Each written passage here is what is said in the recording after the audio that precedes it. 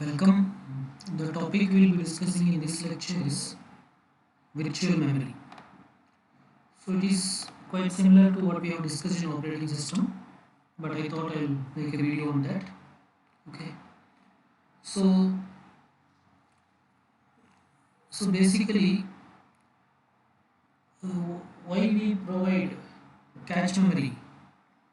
Cache memory is actually used to increase the speed of the processor. The processor feels that the speed getting increased, right? So that is the job of the cache memory. It is developed to increase the effective speed of the memory system, right?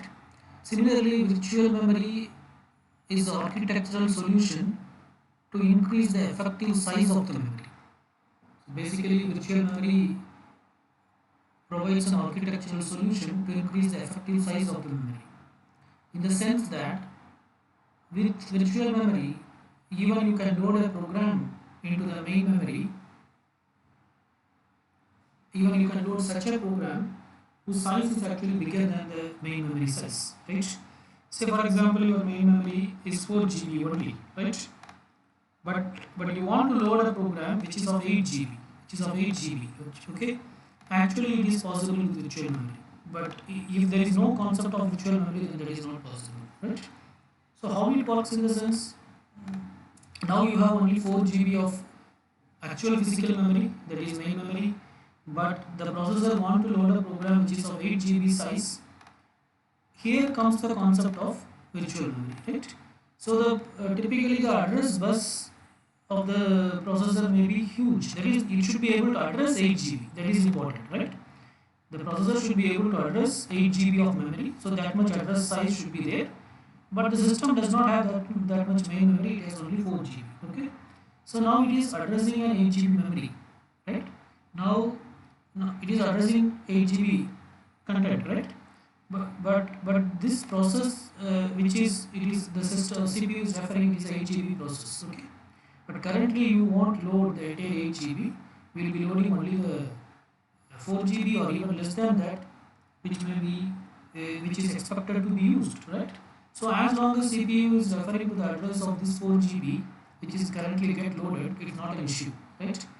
Whenever CPU want to address some location of the particular process which is not in the currently in the main memory, then there is something called as page fault will occur. Okay, we'll be discussing that in detail later.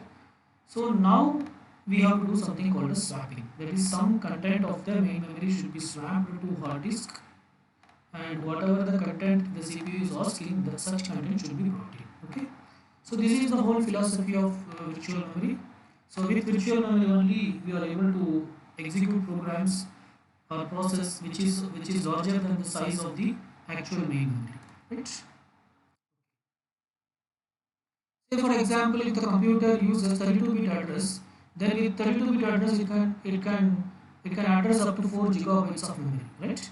Now if your system contains only 2 GB of memory also, you can, but the system can load even a 4 GB program with 2 GB of memory, okay? But it can load only up to 4 GB. It cannot load anything beyond 4 GB because you don't have even address lines to address beyond 4 GB. Are you getting? Because you have only 32 bits. With 32 bits, you can address only 4 GB of locations. Okay. So if the memory capacity of the system is 2 GB, it can even open a 3 GB program or a 4 GB program. Okay. So all these are possible because of virtual memory. How? As we have discussed already, the entire program will not be loaded. Rather a part of the program will be loaded. As long as CPU is referring to this part of the program, or addresses of this part of the program, it is fine, no issue. But whenever CPU want to access the other part, then there will be page fault, and then swapping will happen. Okay, fine. Okay, so physical memory, the physical main memory. Okay, main memory is called as physical memory.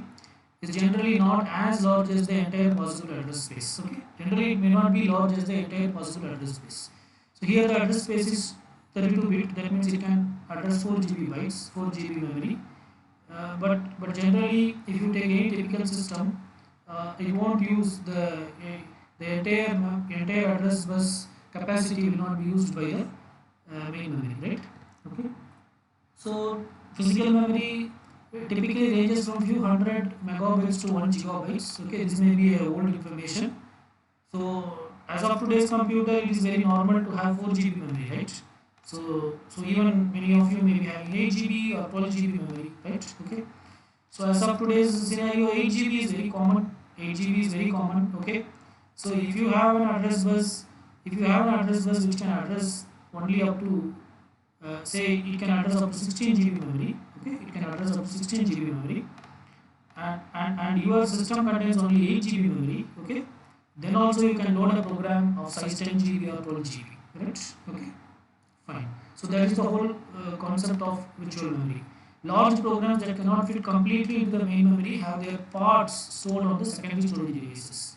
Okay, so the large program which will not completely fit on the main memory, only part of the program will be loaded. Remaining program where it will be stored, it will be in the secondary storage device or the disk. Okay.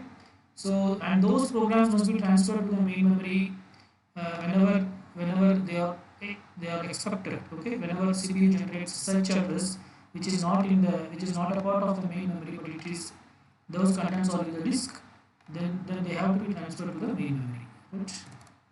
Okay.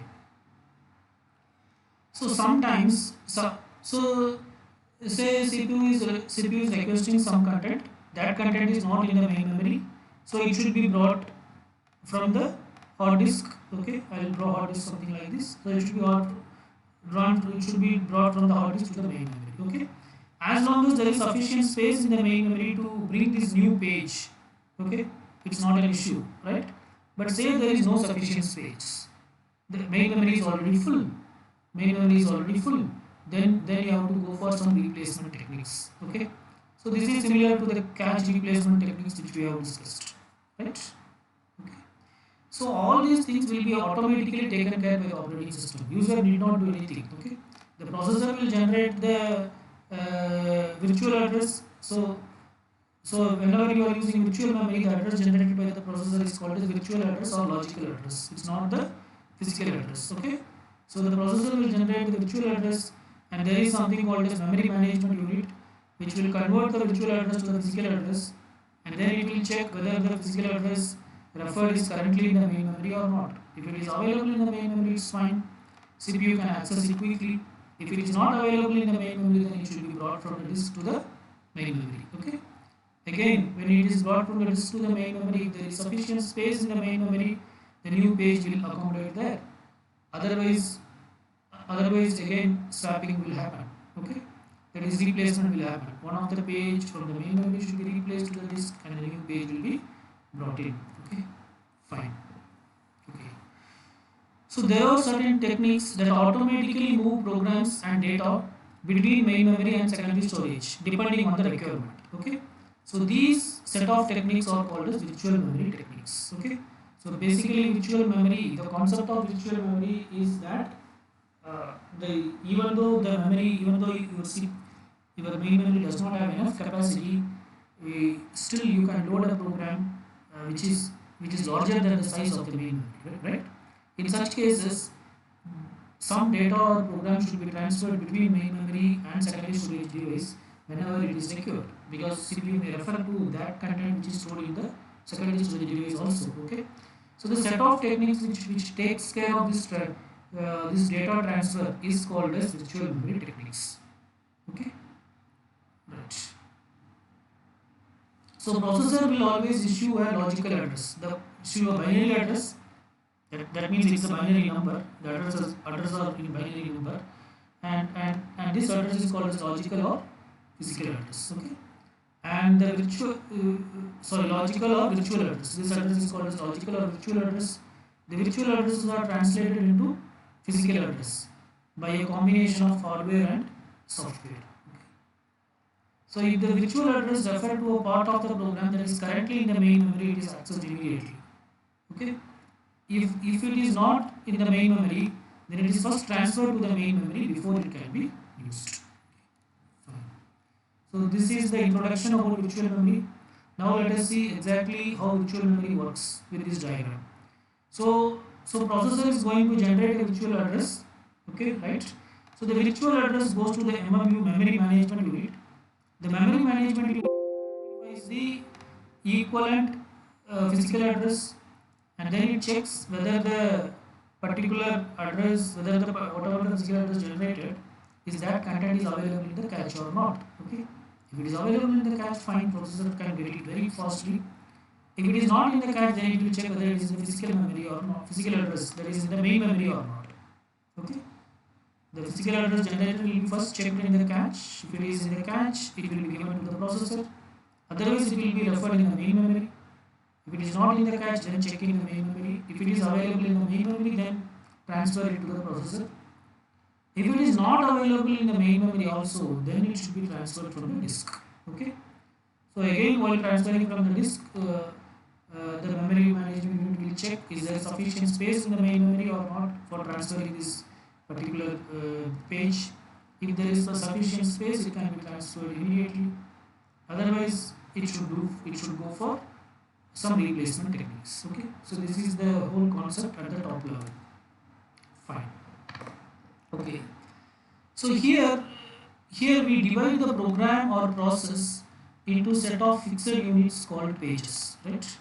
For virtual memory, for implementing virtual memory, a program or process is divided into set of fixed units. Okay, these fixed units, the size of each unit, the size is, these fixed sizes are called as, these fixed units are called as pages.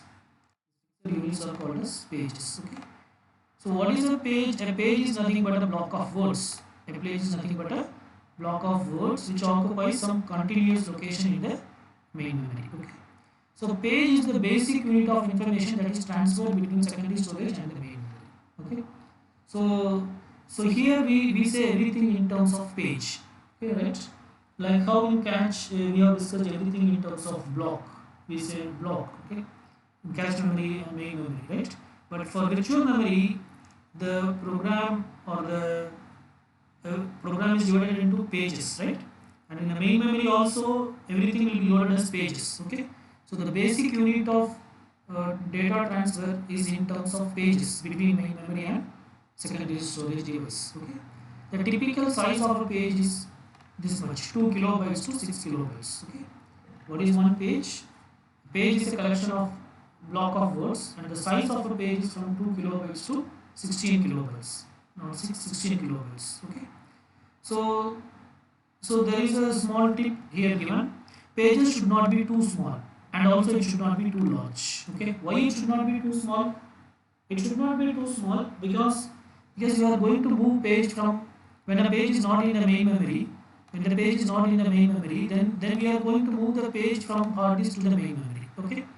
Now moving something from hard disk to main memory, it's a time consuming operation. Okay. So whenever you move something from hard disk to main memory, you have to move some sufficient content. Some good amount of content should be moved. Okay. For very small amount of content, then that is not advisable.